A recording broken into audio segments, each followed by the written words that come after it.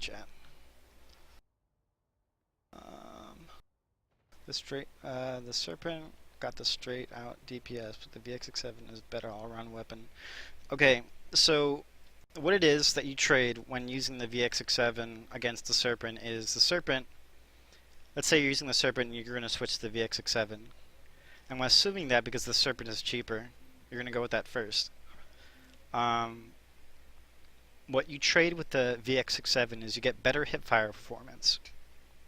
Okay, the cone of fire is going to grow slower because of the slower rate of fire. So you're going to have more accuracy. You're going to have more consistent shots when you're hip firing, which is really good. The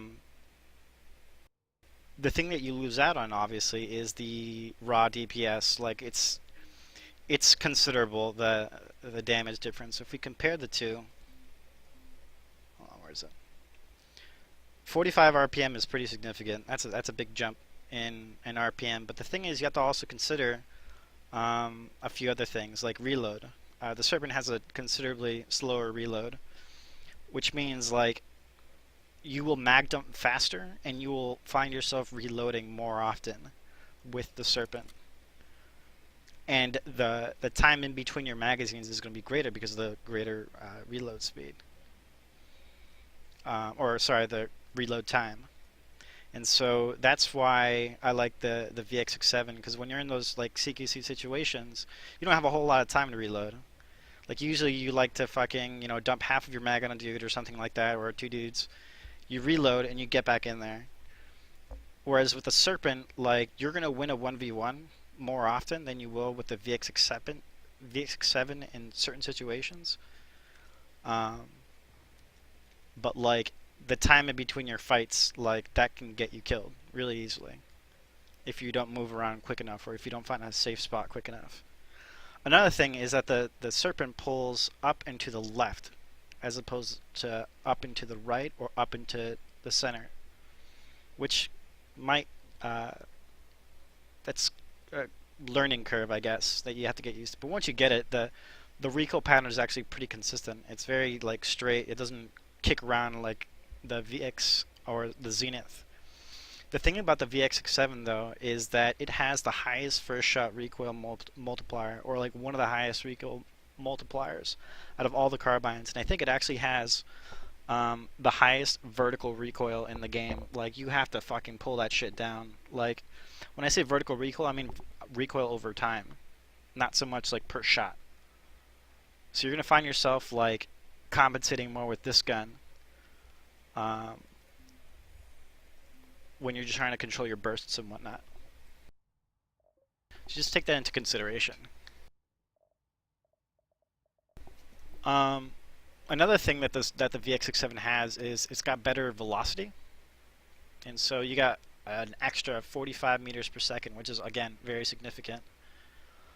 And again, you got the smaller cone of fire size, or the smaller hipfire cone of fire size. But you can make the VX67 work even with the high recoil. The trick to it is that you have to. I'll show you. I'll show you in what do you call it, VR. So what you basically have to do with the VX67, that this is one thing I do with like just this gun for whatever reason. Let's see. Okay, so I'm going to equip the 1x reflex. I'm just going to fire this thing, and you'll see how like much it jumps. It doesn't seem like a lot, but like that's a big jump for only like 3 or 4 shots. It kicks like a fucking mule. And so basically what you have to do is right before you start shooting, you're already moving your mouse. It's a timing thing. So like normally what people do is that they put their crosshairs on someone and then they start pulling down. You want to start pulling down as you're about to shoot. So then you end up like something like this. You see how like not crazy it is? And then once you stop shooting, you have to move back up again, because then the recoil settle will actually kick in. And what I mean by recoil settle is, okay, when I stop shooting, the gun's going to go back down, and it's going to go back down very quickly. And so you kind of have to counter compensate for that if you want to stay on target. So again, like what I'm doing is moving and then immediately fire. So again, this is just reactive recoil compensation. You just go like that, and then you move your mouse down or whatever. But this is what I'm doing with this with the VX67. I'm gonna move down, and I'm gonna start shooting. See how consistent that is?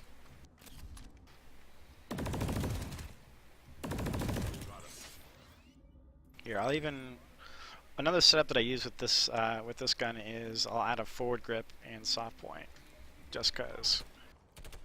All right, so with the 2x reflex sight, your screen is going to shake a bit more, but with the forward grip, it's going to kick less, or it's going to shake around less, which is good.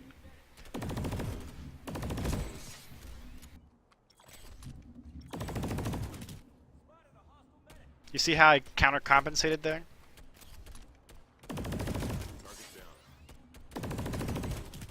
You see how like no matter if there's recoil settle or not, my crosshair stays on the person because I'm counter compensating almost immediately as I start shooting.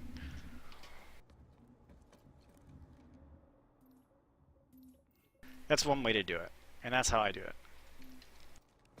Okay, what is another carbine you would suggest if you're going for the longer range engagement? Pulsar C. Yeah, it's a no-brainer. Very high velocity. I believe the NS11C has a higher velocity if you add HVA on it. With HVA on this guy, it turns the muzzle velocity from 450 to 550, whereas the Pulsar C, I think it's yeah, it's 515, and then you get an extra 5%, but it's not like a flat boost. It's not like it's a little bit. It's more or less the same. I mean, the difference is like, I don't know, I don't want to do the math right now, but it's very similar. But yeah, I would go with the NS11C though, personally. I mean, it's really up to you. If you like 167 damage weapons, they're both good. They both have really fast reloads too. I mean, the NS11C is better in that sense. But if you're ADSing, you're going to have an easier time with the Pulsar C than you will with the NS11C. What you basically get with the NS11C that you don't with the Pulsar C is the... I'm just going to say the NS11 and Pulsar because they're both NNC. What you get is you get more mobility and you get more evasion because of the because of the 0.75 movement speed multiplier, right? The Pulsar C doesn't have that. And that could be a problem. Especially if you're light assault, man. Like, that 0.75 movement speed multiplier is so big, man. I can't even... That's what makes the Jaguar on TR the best carbine in the game, because of that, and the 40 rounds. But yeah, even for... I think the actual aim accuracy is pretty standard. It's no different, I think. I could be wrong. Yeah, it's like pretty standard. If you look at all the other guns, it has the same aimed accuracy. So you don't get any bonuses there. The NS11C doesn't really have any accuracy. Well, no. In terms of cone of fire, it's standard. It's a normal carbine. It's normal 143 damage carbine. Like, it's average in that sense. If you look at almost every other 143 damage carbine, you're gonna have the same aimed accuracy and hip accuracy. So no bonuses there, but the strength of it is the low recoil and the very consistent recoil pattern. It just kicks, it goes just straight up and to the left, but it doesn't kick like crazy. It does have a first shot recoil multiplier, but once it starts moving, it kind of like kicks like this. Okay, if I'm using my mouse as like where the gun's gonna kick, it goes, and then it goes steady. So the second shot you might actually just miss, but like once you actually, if you do that preemptive recoil compensation, you could land that second shot very easily.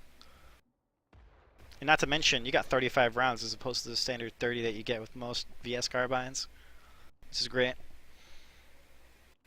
I recommend this over, well, the Pulsar C is cheaper. I think it's like 250 or 500.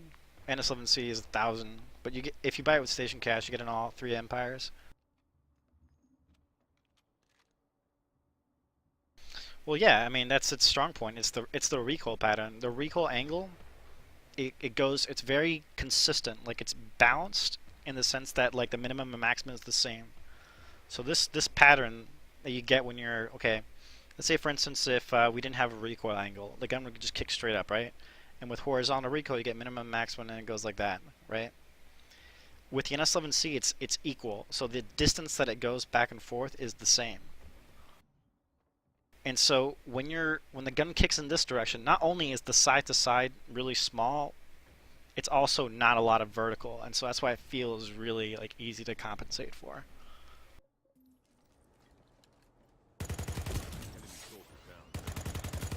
Like it's like, God, you're gonna land every shot with this gun, and that's what you have to do really because of the low DPS.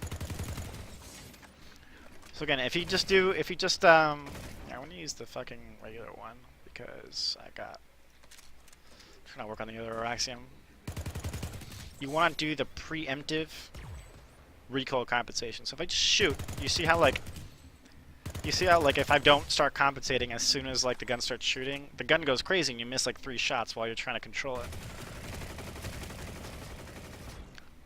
So you do the preemptive recoil compensation, and then you counter recoil backwards. See how it like stays really, really steady? I'm moving my mouse down before I start shooting, and right after I start shooting or stop shooting, I'll move back up. See?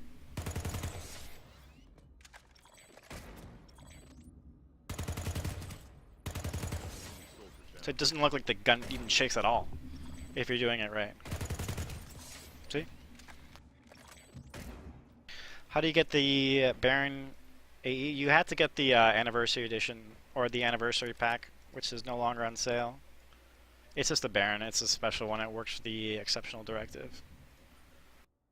But yeah, that's my take on the close range carbines and the mid to long range carbines.